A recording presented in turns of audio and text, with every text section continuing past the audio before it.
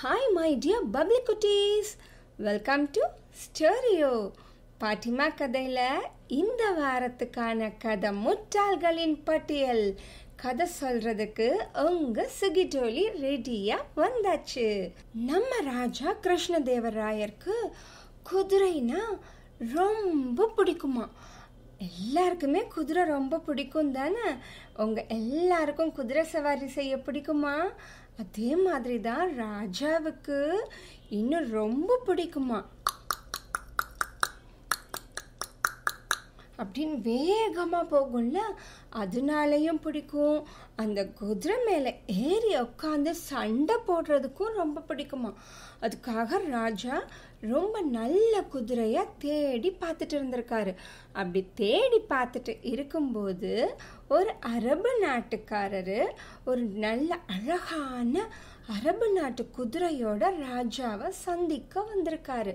ராஜாவை பார்த்து, ராஜா இந்த குதிரை உங்களுக்கு பிடிச்சிருக்கா? இது ரொம்ப உயர் ரக குதிரை, அதாவது உயர்ந்த ஜாதி குதிரையாம். குதிரையிலேயே ரொம்ப சிறப்பான குதிரை இது. உங்களுக்கு வேணுமா பாருங்க, உங்களுக்கு உபயோகமா இருக்குமா பாருங்க அப்படின்னு சொல்லி கேட்டிருக்காரு.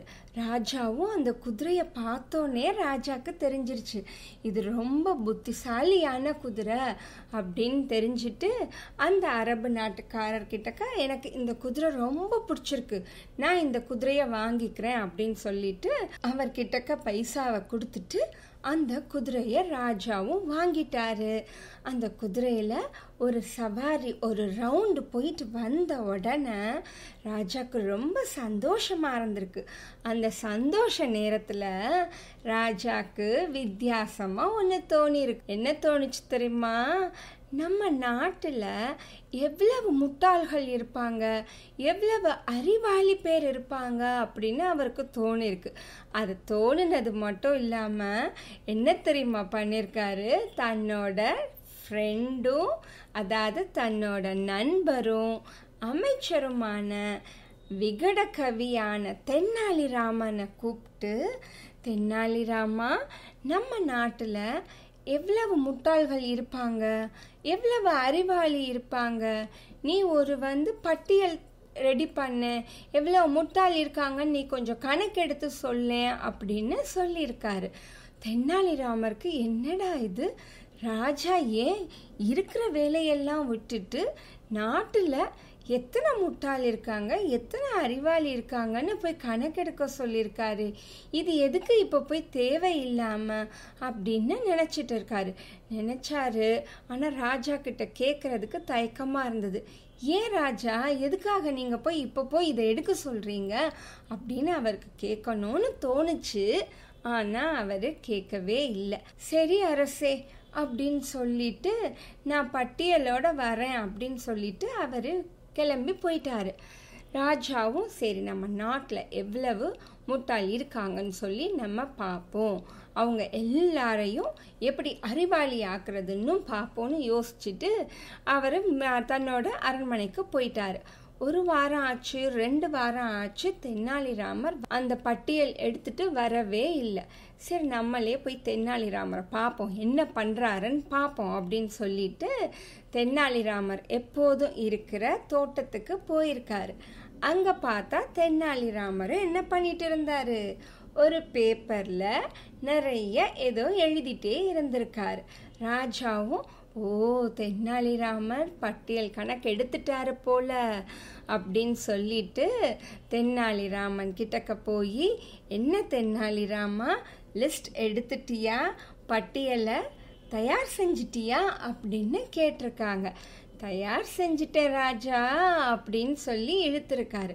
ராஜாவும், தயார் செஞ்சிட்டேன்னா அப்போ என்கிட்ட கொடுக்க வேண்டியது தானே, அந்த பேப்பரை என்கிட்ட கொடு பார்ப்போம் அப்படின்னு சொல்லியிருக்காரு.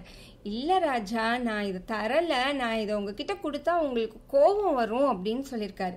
இல்லை இல்லை, அதெல்லாம் எனக்கு கோபம் வராது, நீ சும்மா கொடு, என்கிட்ட கொடு, நான் அது என்னன்னு பார்க்குறேன், நீ என்கிட்ட தா அப்படின்னு சொல்லி கேட்டிருக்காரு. உடனே தென்னாலிராமரும் மெதுவாக அந்த பேப்பரை கையில் வச்சுட்டே இருக்கும்போது ராஜா அந்த பேப்பரை வேகமாக வாங்கிட்டாரு. வாங்கி பார்த்தா முட்டாள்களின் பட்டியலில் ஃபஸ்ட்டு பேரே யார் பேர் இருந்தது தெரியுமா? ராஜாவோட பேரு தான் இருந்தது. கிங் ராயலு அப்படின்னு எழுதியிருக்காரு. ராஜாக்கு அப்படியே ஒரே அதிர்ச்சி. என்ன இது, என்னோட பேரை முட்டாள்களின் பட்டியல்ல பேரா எழுதியிருக்காரு அப்படின்ட்டு. தென்னாலிராமா, என்ன நினைச்சிட்டு இருக்க நீனு? என்ன வேலை இது? முட்டாள்களோட பேர்ல என்னோட பேரை முதல்ல போட்டிருக்க. என்ன தண்டனை கிடைக்கும்னு உனக்கு தெரியுமா? ஏன் இப்படி எழுதியிருக்க அப்படின்னு கேட்குறாரு. உடனே தென்னாலிராமர் எதுவுமே சொல்லாம மெதுவா சிரிச்சிட்டே சொல்றாரு, அரசே என்னை மன்னிச்சிருங்க, நான் இதனால தான் உங்ககிட்டக்க அந்த பட்டியல் எழுதின பேப்பரை கொடுக்கல. ஏன்னா நாட்டுல நமக்கு நிறைய வேலைகள் இருக்கு, நம்ம பார்க்க வேண்டிய கடமைகளும் நிறைய இருக்கு. அதையெல்லாம் விட்டுட்டு இப்படி தேவையில்லாம முட்டாள்களின் பட்டியல் எடுக்க சொன்ன ராஜாதான் முட்டாள் அப்படிங்கிறதுக்காக நான் அப்படி எழுதிட்டேன்.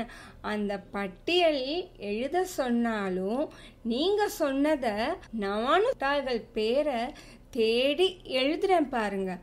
அதனால நான் தான் ஒரு 2வது முட்டாள். அதுக்காக தான் முதல் பேரா உங்க பேரையும் 2வது பேரா என் பேரையும் போட்டேன். என்னை மன்னிச்சிருங்க ராஜா, நீங்க இதுக்காக என்ன தண்டனை கொடுத்தாலும் நான் ஏத்துக்கிறேன். உங்ககிட்டக்க சொல்ல வேண்டியது என்னோட கடமை அப்படிங்கிறதுக்காக தான் நான் இப்படி செஞ்சேன் அப்படின்னு சொல்லிட்டு தலை குனிஞ்சிட்டு நின்னோன்னே ராஜாக்கு தன்னோட தவறு புரிஞ்சிருச்சு. இது தேவையில்லாத வேலை. எந்த ஒரு சூழ்நிலையில அப்படி சொன்னேன்னு எனக்கும் தெரியல. இருந்தாலும் நான் அந்த மாதிரி சொல்லியிருக்க வேண்டாம். நம்ம செய்ய வேண்டிய கடமைகளும் நமக்கான பணிகள், அதாவது வேலையெல்லாம் நிறைய இருக்கும்போது இது தேவையில்லாத வேலை தானே. நீ மன்னிப்பு கேட்க வேண்டாம், நான் தான் மன்னிப்பு கேட்கணும். இனிமே இந்த மாதிரி ஒரு வேலையை நான் சொல்ல மாட்டேன் அப்படின்னு சொல்லிட்டாரு. என்னதான் இருந்தாலும் ராஜாவோட பேரை எழுதுறதுக்கு எவ்வளவு தைரியம் வேணும். நம்ம தென்னாலிராமர் தைரியமா எழுதினாலும் அதுக்கான விளக்கத்தையும் கொடுத்து ராஜாவை அவர் செஞ்சது தவறு அப்படின்னு சொல்லி ராஜாவே ஒத்துக்கிற மாதிரி தென்னாலிராமர் எவ்வளவு சாதுரியமா நடந்துக்கிட்டாரு. என்ன உங்க எல்லாருக்கும் இந்த தென்னாலிராமரோட சாமர்த்தியம் ரொம்ப பிடிச்சிருக்கா? இதே மாதிரி அடுத்த வாரம் தென்னாலிராமனோட இன்னொரு சாமர்த்தியத்தை பார்ப்போம்.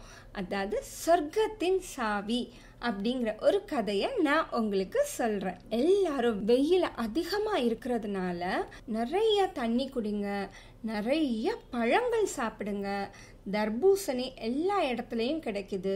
மோர், தண்ணி இதெல்லாம் நிறைய குடிங்க. உங்க எல்லாருக்கும் இந்த கதை பிடிச்சிருந்தா லைக் பண்ணுங்க, ஷேர் பண்ணுங்க, சப்ஸ்கிரைப் பண்ணுங்க. நெக்ஸ்ட் வீக் வர வரைக்கும் டாடா, பை பாய்.